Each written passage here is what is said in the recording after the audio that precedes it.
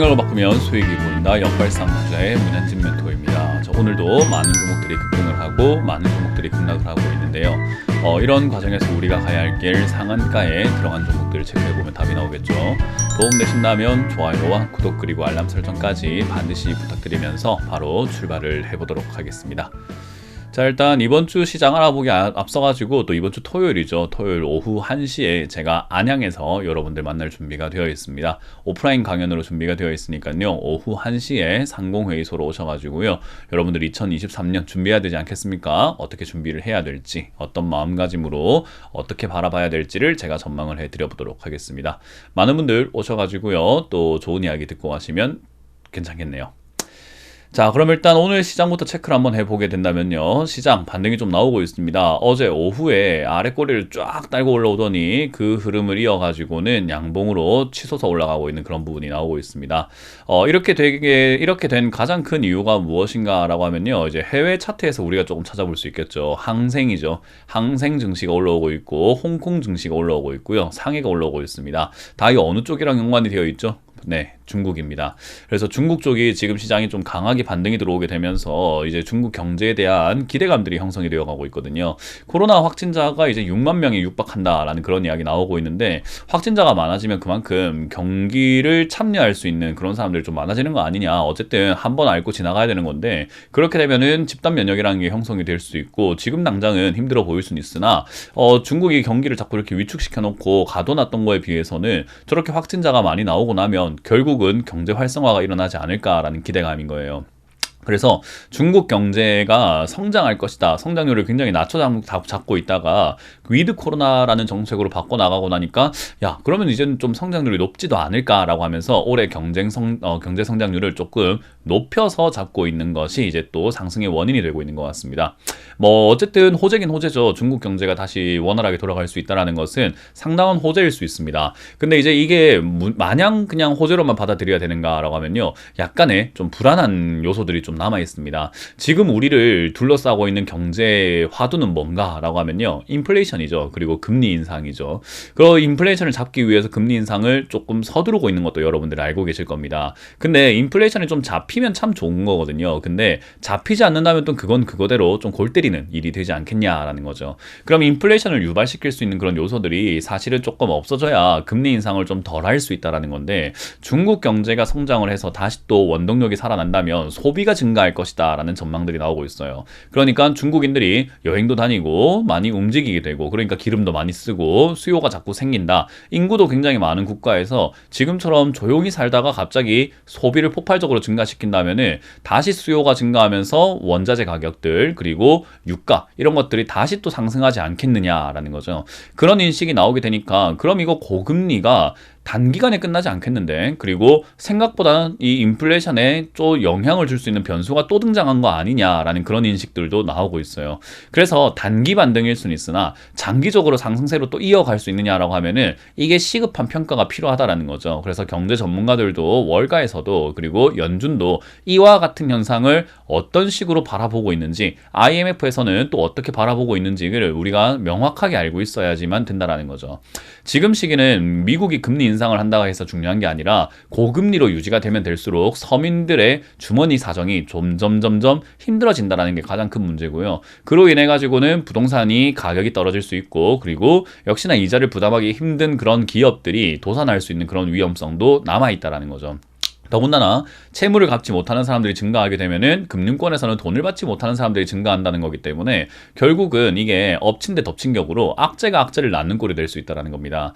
그래서 중국 경제가 다시 성장을 해 나간다는 것은 중국에겐 좋은 게 맞는데 다른 국가들에게도 좋은 게 맞느냐라는 그런 인식들이 있습니다.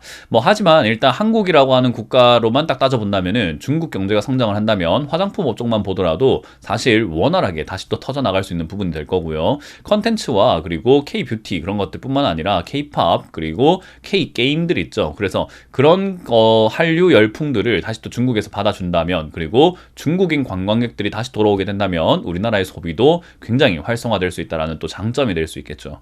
그래서 이게 어떤 하나의 영향이 생겼다고 해가지고 모든 국가에게 안 좋은 것도 아니고 모든 국가에게 좋은 것도 아닙니다. 그래서 이런 것들을 우리가 하나하나 분석을 해 나가면서 증시가 앞으로 어떤 방향성으로 갈 것인지를 예측을 하는 게 가장 어려운 게 되는 거겠죠. 그 어려운 것을 매년같이 그리고 매일같이 해야 되는 게 주식하는 사람들의 숙제가 되지 않을까 싶습니다.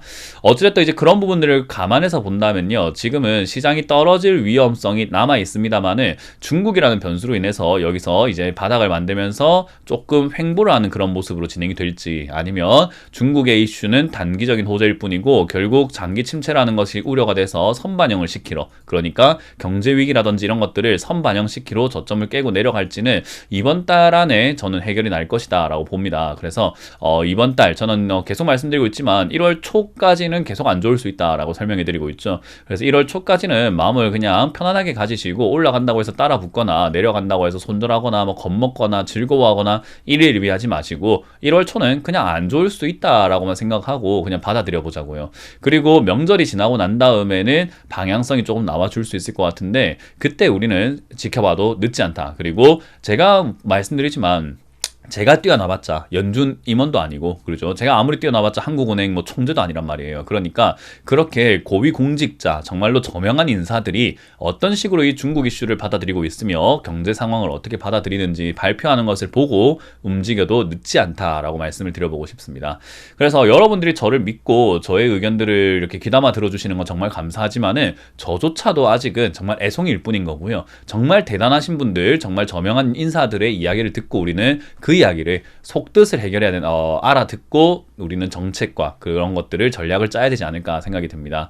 그래서 저는 아직까지는 이 시장, 우리가 판단할 만한 그런 단계는 아니다. 시장에 참여하고 있는 사람들도 판단해서는 안 되고 그 내용들이 나올 때까지는 조금 숨죽이고 기다릴 필요가 있다 생각이 듭니다. 어찌됐든 FOMC 그리고 연준 위원들이 좀 바뀐다고 하잖아요. 매파적에서 비둘기파적으로 좀 바뀐다고 하는데, 정말 그런지 이런 것들 하나하나 우리가 체크해보고 대응을 해도 늦지 않다라고 여러분들께 강조해드리고 싶습니다. 그래서 1월은 뭐 기다리긴 기다리는데 사실 뭐 기다림의 질 자체는 제가 다르다고 설명해드리고 있죠. 지난번에는 아무것도 못하고 기다렸다면은 이제는 뭔가를 해야 되는데 하기 전에 기다림이기 때문에 조금 더 마음이 급해질 수도 있을 것 같아요. 그럴수록 여러분들은 마음을 다잡고 가만히 있어야 된다는 점 기억하시면 되겠습니다. 자, 이제 그런 상황에서 오늘 뭐 시장에 급등 나오고 있는 기업들은 분명히 있는데요. 상한가에는 웨이버스라고 하는 이 기업이 상한가에 들어가 있는 것을 확인할 수 있고요. 10% 이상 올라오고 있는 것은 이제 저가항공사의 뭐 실적 개선 이야기들이 나와주면서 저가항공사 관련주들 뛰어 올라오고 있고요. 그리고 그 외에는 드론 관련주가 여전히 뛰어 올라오면서 시세를 내고 있는 것을 확인할 수가 있는 것 같습니다. 뭐 10% 이하로 빠지고 있는 기업들에는 KC코트렐부터 해서 EV 전담 소재, 타코미디어, 미스터 블루 등등 단기 급등했던 종목들과 비츠로시스와 같은 이런 기업들 역시나 유상증자를 한다라고 해서 떨어지고 있는데, 올해는 아마 유상증자 이야기가 좀 많을 겁니다. 그래서 아마 여러분들도 유상증자, 이 코이트도 유상증자거든요. 유상증자를 하면 이렇게 폭락을 맞게 되는데 아마 이런 일들이 비일비재하지 않을까 싶습니다.